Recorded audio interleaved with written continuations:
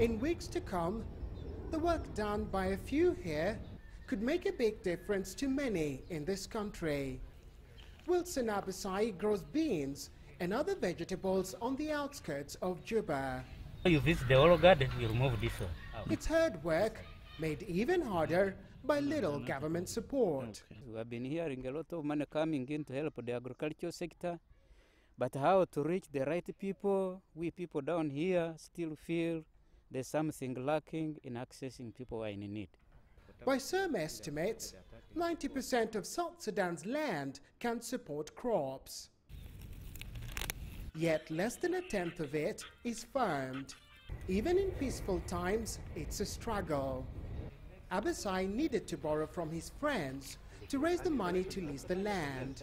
To make it look like this garden, you need money to hire a tractor to plow for you. Or maybe if you are in a group, you dig. Of course, before you dig, you need to buy a hoe, you need a panga, you need all these implements for you to open up a garden. Besides even your own health, if you don't feed, you don't have money for feeding, you don't have the energy to dig. But this is a time of conflict. More than 6 months in which many farms have been deserted. Nothing planted and nothing harvested. The main question seems to be, just how bad will it get? A British aid agency says some 4 million people in southern Sudan are likely to face critical food shortages from next month, partly because of the ongoing conflict, partly because of little or no assistance to farmers like Wilson. But the government of South Sudan says it is trying its best. With regard to the accessible areas, the government directly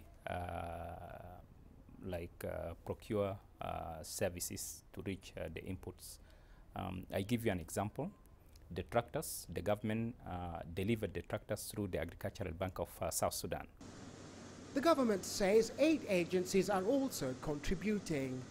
For those areas the government cannot access, we count on our partners like the Food and Agriculture Organization of the United Nations, WFP, who have better logistical capacity and better access to areas which are out of our reach as government.